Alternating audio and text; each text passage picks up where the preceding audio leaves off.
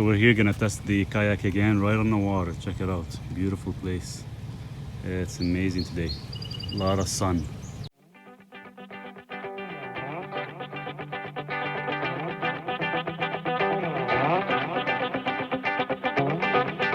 So far so good.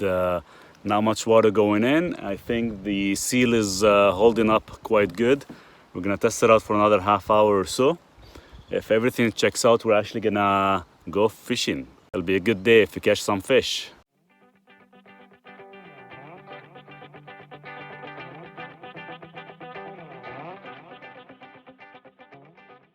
This fish, let me just grab it here.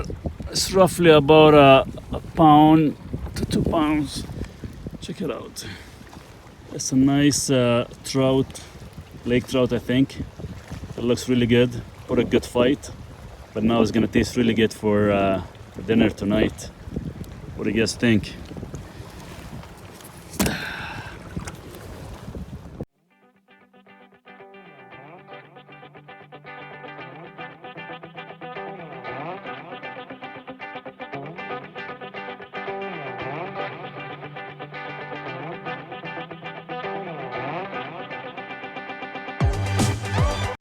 Hey guys, so today's topic is in regards to carnivore diet, eating a lot of protein, and the whole idea is the carbohydrates that your body produces from protein, glucogenesis, is that enough for us to put on muscle mass? So achieving maximum muscle mass requires more than eating a certain amount of protein. So timing, protein type, and insulin release, they create the proper anabolic effects, and of course resistance training to achieve maximum capacity. So the question is how much protein you should consume, but how to keep free amino acid levels at the right time for the right duration. And don't think you'll just spike levels with eating strictly high protein intake, such as being a carnivorous, because done incorrectly, this can actually increase skeletal muscle protein breakdown, not speed it up for growth. So now excess protein intake does, however, make certain individuals feel good, as it did to me.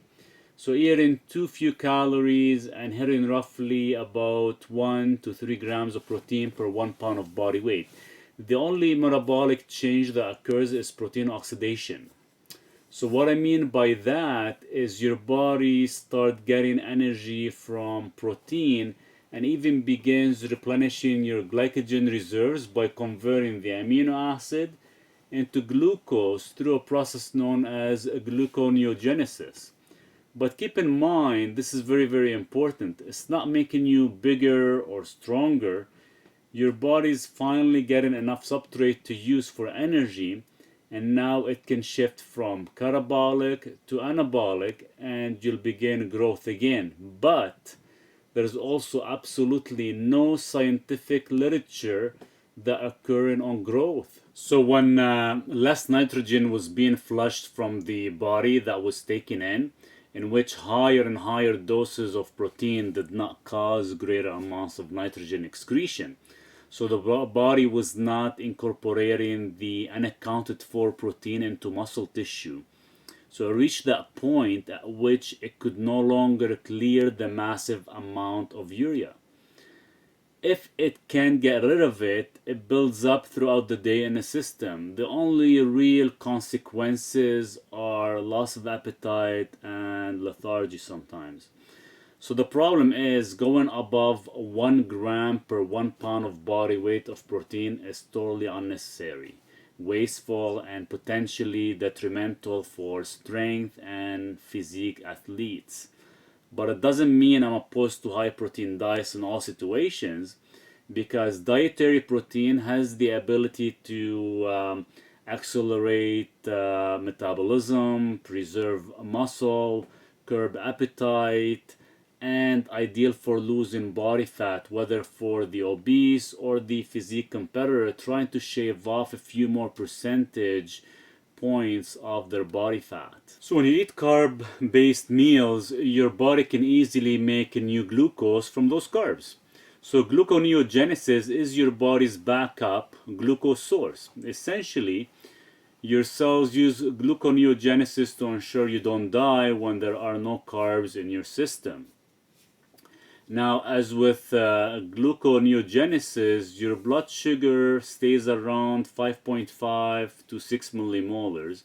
And when simple carbs is actually consumed, you get a very strong insulin signal promoting growth as it reaches as high as 9 millimolar and back to normal within a 6-hour window prior of causing any inflammatory response. Now don't get me wrong, gluconeogenesis is vital for preventing hyperglycemia and nourishing glucose consuming tissues when you're not eating carbs. Unfortunately, despite this evidence, health authorities continue to claim that being in ketosis may cause muscle loss due to a lack of glucose and glycogen.